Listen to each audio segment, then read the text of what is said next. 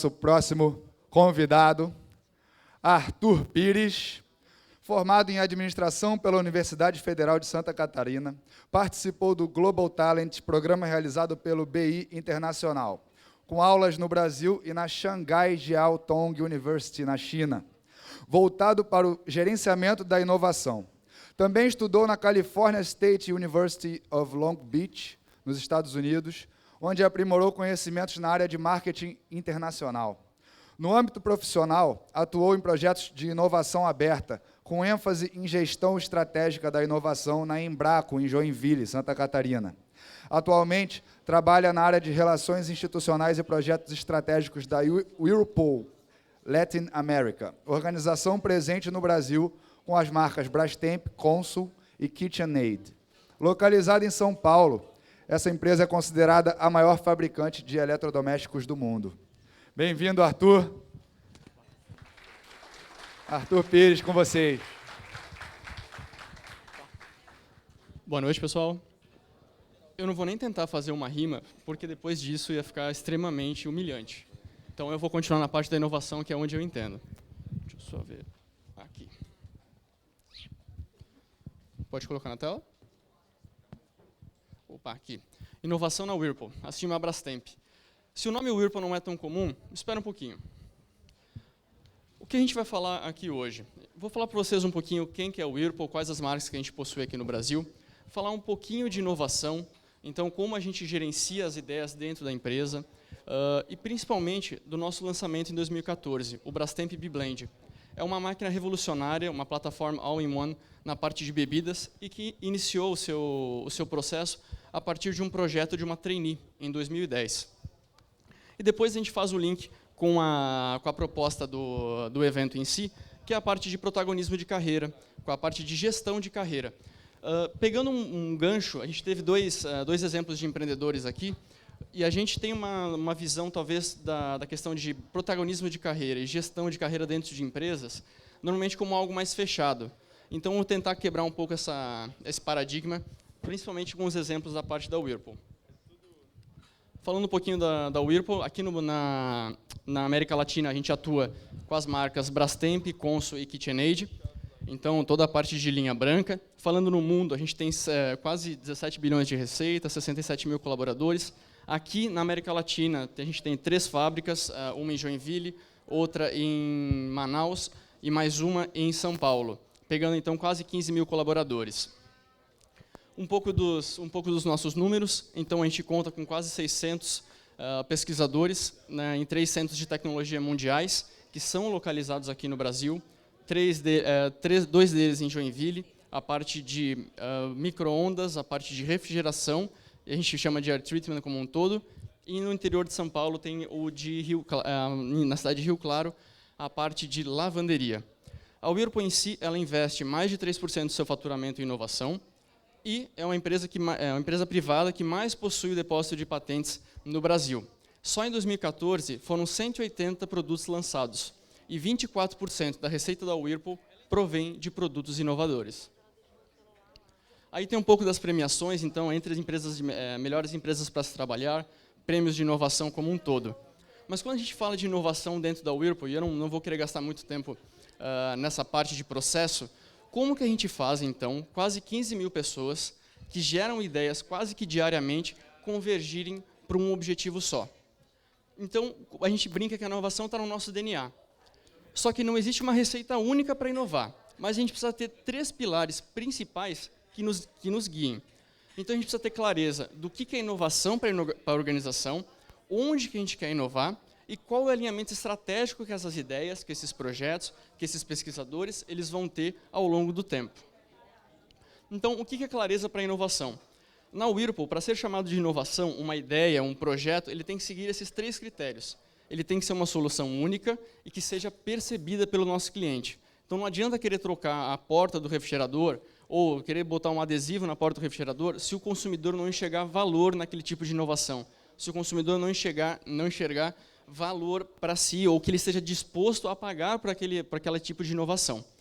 Então, tem que ser ideias que também criem vantagem competitiva, né, que são parte de um caminho mais sustentável. Então, todos os produtos da Whirlpool têm que ter esse viés em seu DNA. e que tem que trazer um valor diferenciado para os nossos acionistas. Uma vez que eu tenho boas ideias. Só o que diferencia essas boas ideias de projetos de inovação também são sua capacidade de geração de resultados, seja para a empresa, para o consumidor ou para o acionista. E clareza de onde vamos inovar, na parte de benefícios, a gente precisa focar bem e definir o que é benefício para o nosso consumidor. Isso, quando a gente consegue identificar, seja visitando uma casa de um consumidor em São Paulo, ou em Manaus, ou seja, em algum lugar do Brasil, a gente precisa entender qual é o benefício para ele. Isso nos ajuda a focar e priorizar os nossos recursos. Ou seja, não há mudança sem patrocínio, uma vez que eu tenho direcionado que tipo de inovação que eu vou ter. Eu também tenho uma questão de geração de potencial competitivo, como a gente já falou, ajuda a gente a explorar novos espaços, e o Brastemp BeBlend ele faz exatamente isso. E também nos ajuda a questão de capacidade de medir e gerenciar. Se eu não meço, eu não gerencio. Se eu não gerencio, eu vou ter perda. Se eu tenho perda, a minha inovação é um fracasso. Então, isso nos ajuda com a definição do que é inovação, com a definição de onde eu vou inovar e qual alinhamento estratégico, isso faz com que não se crie mundos paralelos na organização. Então, imagine que eu tenho um time de engenharia.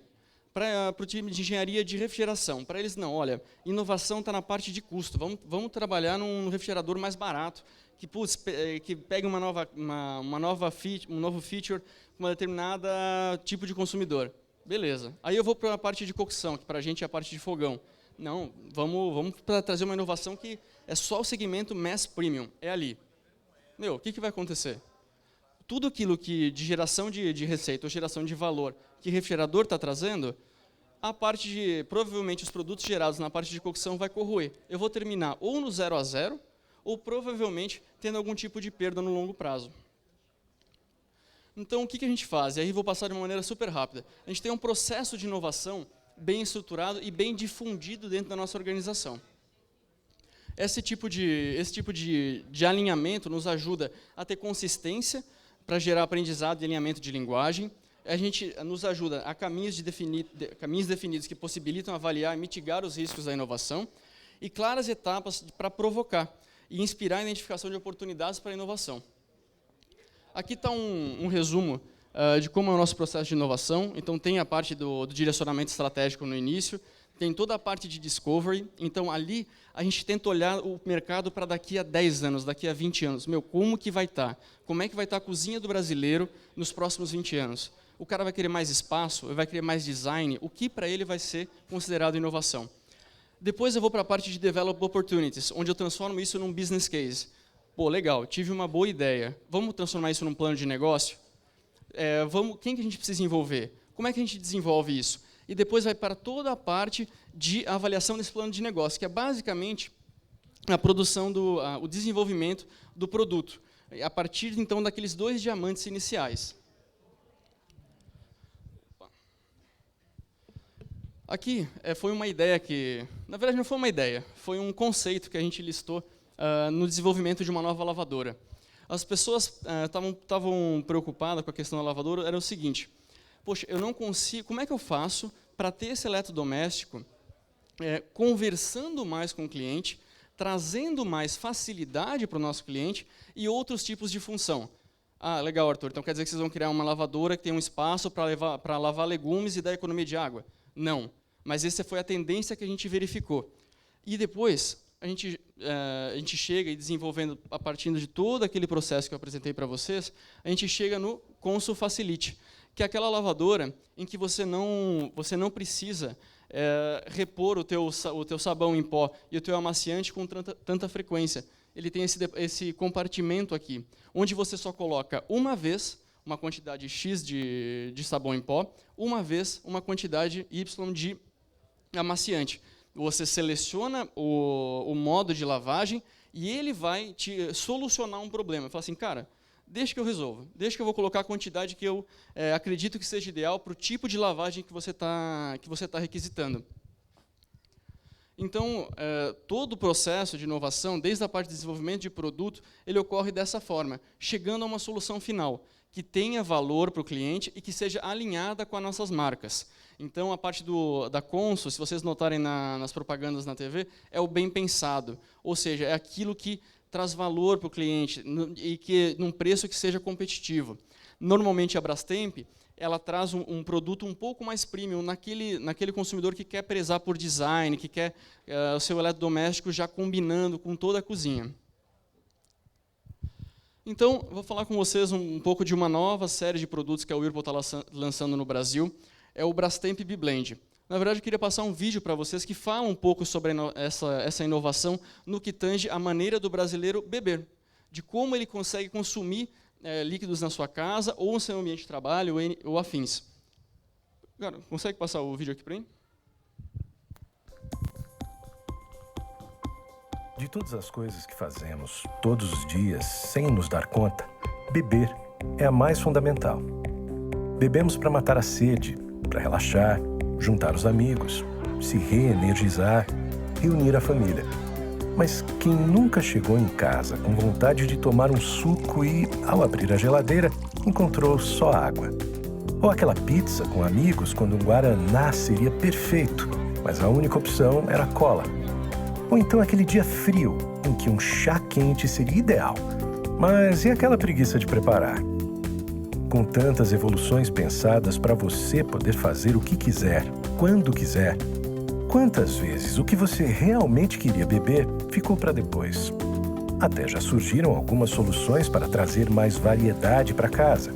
Bebidas quentes, bebidas com gás, água purificada, sucos.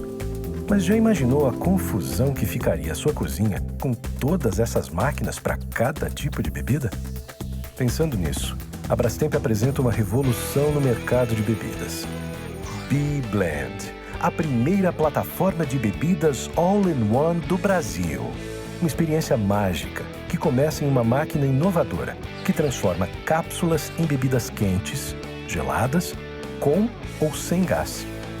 A tecnologia exclusiva de B-Blend identifica automaticamente a bebida e prepara no ponto certo para você beber. Basta escolher a sua cápsula, apertar um botão e a mágica acontece. Aí é só curtir a bebida perfeita para cada momento, seja ele só seu ou com quem você mais gosta. B-Blend. Começa agora uma revolução na cultura de bebidas em casa.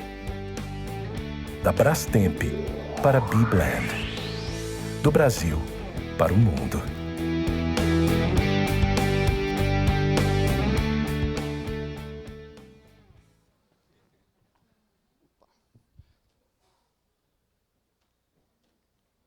Então, só alguns números do B-Blend. Então, são 10 categorias de bebida. Ele produz, então, bebidas quentes, geladas, com gás, sem gás, e em 24 sabores. Como que a gente chegou nesse tipo de projeto? A gente percebeu o seguinte: quando você compra uma bebida, seja um suco ou um refrigerante, o que você paga? Alguém já parou para pensar? Quase 80% daquilo que você paga é água. Parte daquilo aí vai ser um xarope, que depois tem uma infusão, e colocam dentro de um recipiente e vendem para você. Você tem que pegar, levar aquela garrafa de 2 litros até a sua casa, aquilo vai ocupar um determinado espaço na tua geladeira ou na tua despensa, e você fica refém daquilo. Pelo seguinte motivo: você vai abrir uma Coca-Cola, sendo que você queria outro tipo de refrigerante, mas a partir do momento que você abriu, você vai ter um determinado tempo para consumir. Você fica refém daquele tipo de embalagem ou daquele tipo de opção. Então, o que a gente percebeu? Por que não dar a opção para a família, ou a opção para o brasileiro, de escolher aquilo que ele quer beber, quando ele quer beber, de uma maneira em que tenha, no mesmo espaço que eu guardo um refrigerante de 2 litros, eu consigo armazenar umas 4 ou 5 caixas com 5 tipos de cápsulas dessa daí. Olha a quantidade de bebidas, a quantidade de opção que o cliente tem. Essa era a nossa proposta de valor nesse tipo de projeto. E foi através, isso a gente começou a desenvolver esse projeto lá em 2010. Pesquisando, foram mais de 1.400 engenheiros envolvidos, e tudo começou na ideia de uma trainee, que é a Cissa, Maria Cecília. Ela tinha esse projeto na mão, ela acreditou e falou: não, poxa, vamos investir nisso aqui. Isso aqui, alguma hora, vai dar certo nesse país. A gente tem o melhor time de pesquisa e desenvolvimento do mundo de refrigeração. A gente já começou a trabalhar com a parte de filtros de água. Vamos unir, vamos ver com quem que a gente consegue se associar para conseguir desenvolver esse tipo de solução. Porque até então, nós como Whirlpool, como Brastemp, Consul, o que eu entendo de alimento? O que eu entendo de bebida em si? Vamos então procurar quem entende para a gente unir forças e conseguir desenvolver um produto que seja vencedor. Então a gente foi atrás realmente de quem tinha o conhecimento. Então, a parte das cápsulas, a gente conversou com uma empresa da Europa que tinha um conhecimento específico nisso. Elas pegavam, tiravam a água da determinada bebida e garantiam que aquele extrato continuasse com as mesmas características, que depois que adicionado água com gás, ela continuasse uma bebida excelente. Depois, a gente foi procurar também em questão de conhecimento. Nós tínhamos um time grande de engenheiros, porém, a gente não, por exemplo, a questão de engenharia de alimentos. Putz, quem que tem esse conhecimento? E aí foi uma parceria interessante que veio acontecer com o IEL, que é a parte do Inova Talentos. Então, a gente foi a empresa do sul do país que mais submeteu projetos para o Inova Talentos. Venham, pesquisadores, mestrados, recém-graduados, a empresa está de portas abertas. Vamos desenvolver esses produtos juntos. Depois, se a questão de retenção, ou se o cara quer desenvolver o seu mestrado nesse tipo de conhecimento, por que não? A empresa ela vai apoiar. Tanto que a Whirlpool hoje ela possui parceria com mais de 20 universidades no país e mais de 50 universidades fora, principalmente com a Universidade Federal de Santa Catarina, que é onde tem a maior planta de refrigeração, que é em Joinville. Então, pegando, agora, ainda continuando na parte de bebidas, mas um pouco diferente, eu trago para vocês alguns outros exemplos de inovação. Essa aqui é a cervejeira da Consul. Então, a gente percebeu que a gente tinha um público que ele queria ter a sua bebida na sala. Só que, putz, colocar latinha na adega ficava meio estranho. Então, por que não fazer um eletrodoméstico que tenha esse perfil fã, que tenha esse perfil voltado para quem gosta de cerveja? Então, a gente desenvolveu a cervejeira Consul. Tem um vídeo bem rápido para passar sobre esse projeto.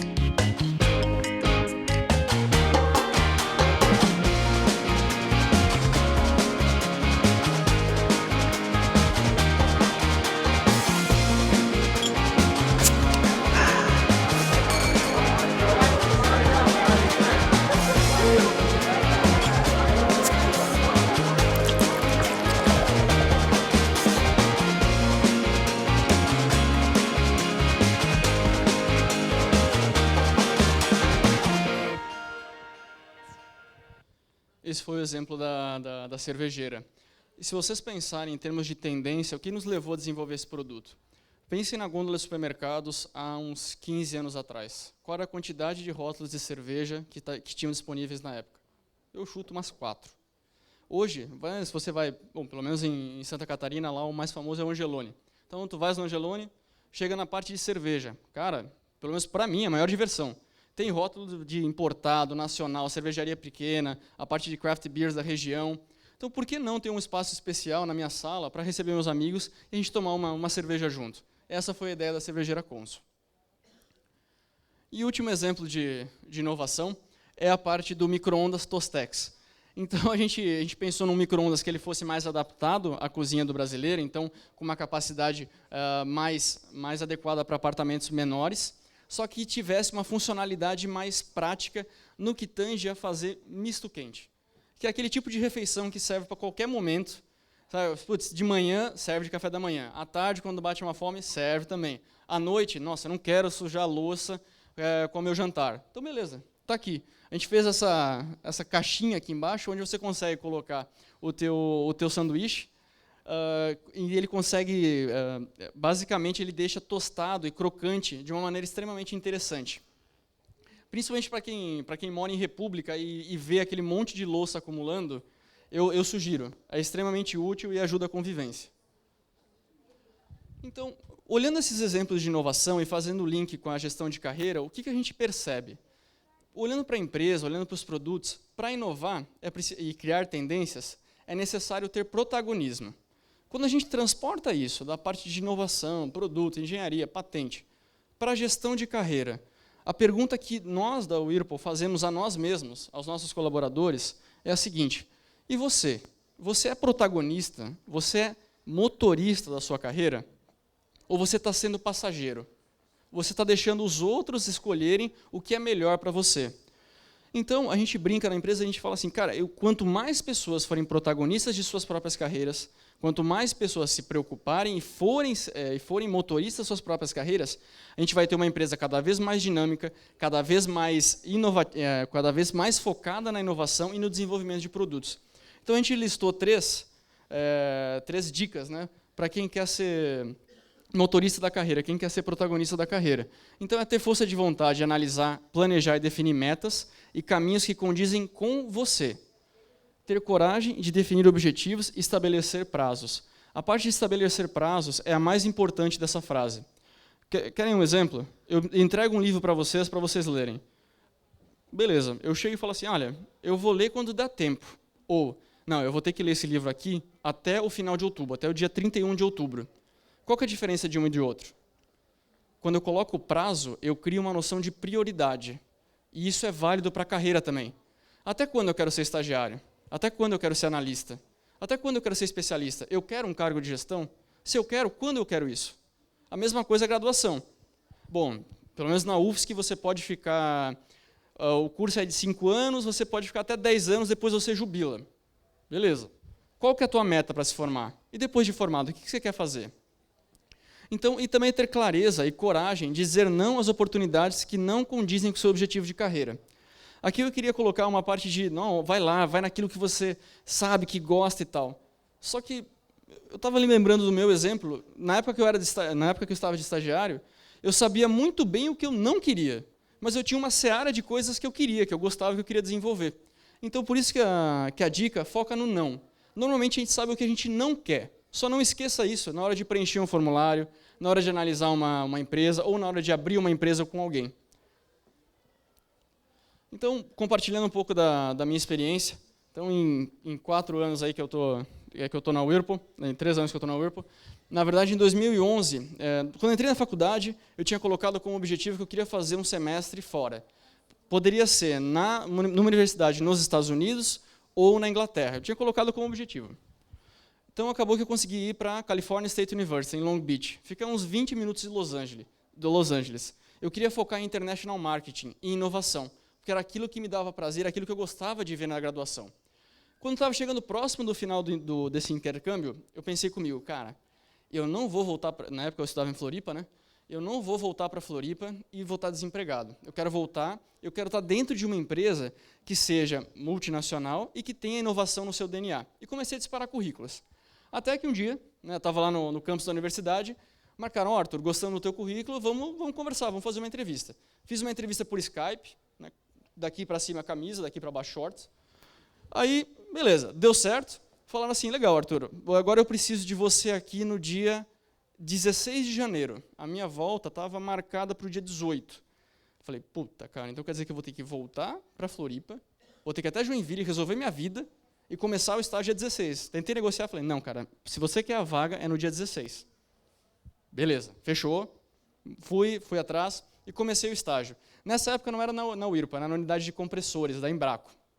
Comecei meu estágio e eu comecei a perceber o seguinte, que era importante você sempre entregar mais do que era pedido. Mas o que isso quer dizer? Quando você é estagiário, normalmente o pessoal ele tem uma expectativa quanto ao teu desempenho. Se você faz seu trabalho com qualidade, entrega com zelo, normalmente você começa a superar as expectativas. Então, entregando mais do que é pedido, você começa a ter o quê? Você começa a ter visibilidade. Mas visibilidade, ela vem oriunda da credibilidade da tua entrega. Então, sempre que você, quando você for estagiário, quando você está iniciando na empresa, pensa, o que eu preciso fazer para ter credibilidade? E de recompensa, eu vou ter visibilidade. Na parte do estágio, honestamente, eu acho que é uma das coisas mais importantes a serem frisadas pelo estagiário. Uma vez que ele consegue mostrar o seu trabalho e mostrar, mais do que isso, ele consegue mostrar a sua vontade. Porque todo gestor sabe que quem está entrando na empresa não tem tanta técnica, mas tem muita vontade. Aí, eu estava entregando os projetos de uma qualidade muito boa, surgiu uma oportunidade. Arthur, a gente está com uma estratégia de Open Innovation, só que com a subsidiária chinesa. Eu falei, bom, tudo bem, vamos lá, não tem problema. Cara, foi uma das experiências mais difíceis da minha vida, era reunião às 2 da manhã, às 5 da manhã, às 6 da manhã, uma cultura totalmente diferente. Na época que comecei o projeto, eu era estagiário. Na reunião, a primeira coisa que o cara que estava da empresa falou comigo, falou assim, cara, não fala que você é estagiário. Eu falei, cara, por quê? Porque lá na cultura chinesa, normalmente estagiários são pessoas extremamente mais jovens. Então, se você mandar um e-mail depois você falar que é estagiário, eu garanto para você, ninguém vai te responder. Aí foi, conversando com o pessoal, desenvolvendo o projeto, a gente chegou num resultado. A gente teve o maior prêmio de inovação na China em termos de refrigeração, a gente conseguiu se associar com N universidades e conseguiu expandir a linha de produtos e a quantidade, o reforço da marca, de uma maneira extremamente interessante. E eu consegui, então, visitar essa unidade chinesa, ir para Beijing, ir para Xangai, com menos de 2 anos de empresa. Se eu não tivesse ralado no início, entregado mais em 2012, eu não teria conseguido essa oportunidade em 2013. Com esse tipo de resultado, chegou a demanda. Falou assim, Arthur, esse negócio de Open Innovation aí vale a pena, cara. Pô, por que tu não queres vir para São Paulo? Vamos desenvolver isso? Aí eu pensei, putz, cara, Joinville e São Paulo. Falei, não, tudo bem. Qual que é o alinhamento estratégico? Como é que estão os meus objetivos? Como é que estão os meus prazos? Eu tenho que ir para São Paulo? É para lá que eu quero desenvolver minha carreira? Cheguei à conclusão, não, é para lá que eu quero desenvolver minha carreira. Porque as melhores mentes em termos de Open Innovation no Brasil hoje, por ser um assunto recente, estão lá. Então é para lá que eu vou. Então acabei mudando para São Paulo esse ano. Então passei de uma cidade de 600 mil habitantes para uma de alguns milhões. Mas foi uma experiência extremamente positiva. E você tem que amadurecer tanto como profissional, como também como pessoa. Então você tem que lidar com os teus medos, se autogerenciar, seja então num equilíbrio da vida pessoal com o trabalho. Então é uma experiência extremamente interessante, mas desde que ela esteja alinhada e com a sua estratégia e com o foco sempre mantido. Então, se eu posso, não tenho tanto tempo de carreira em si, mas se eu posso deixar para vocês uma mensagem, seria essa. Sejam protagonistas das suas carreiras, sejam motoristas das suas carreiras, porque vai por mim. Quando vocês chegarem com 30, 40 anos de empresa, e isso eu vejo vendo exemplos muito próximos, e vocês forem passageiros, vai bater o arrependimento. Então, sejam protagonistas, sejam motoristas das carreiras de vocês. Muito obrigado.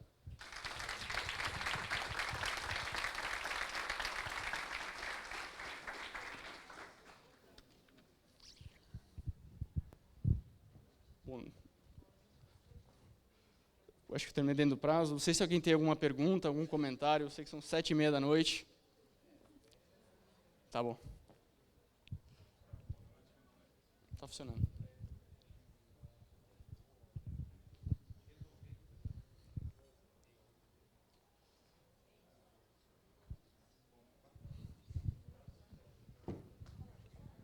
Peguei. Boa noite, meu nome é Gleison Mota. Eu gostaria de saber, de falar sobre estratégia da carreira. Mas como tu fizesse para alinhar teus objetivos pessoais com os profissionais? Cara, porque é difícil, né? É difícil, mas você precisa você precisa enxergar o teu limite.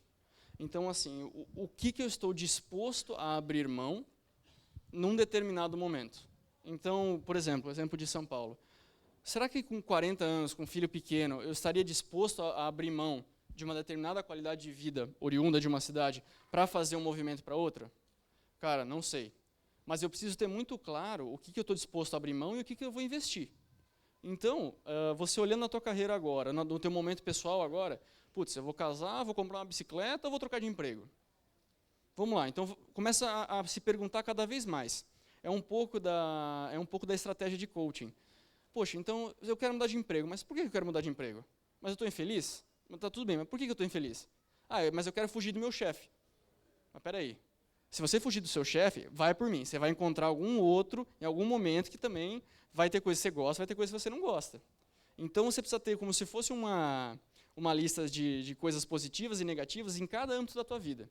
E ter o balanceamento desse tipo de papel. Porque, putz, no meu caso, existe o Arthur pessoal, existe o Arthur profissional, existe o Arthur em termos de saúde. Como é que está o balanceamento dessa equação?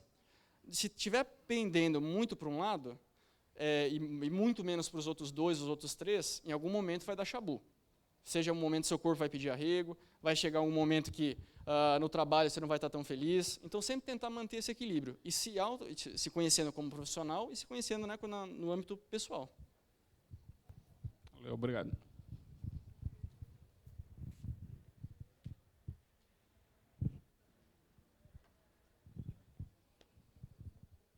Fechado? Pessoal, muito obrigado. Obrigado por ficarem até aqui até essa hora. Valeu. Valeu, Arthur. Galera, aqui a gente se encerra. Em nome do Gabriel, que teve que sair, infelizmente. Hoje ainda ele faz um show em São Paulo, então estou porta-voz aqui da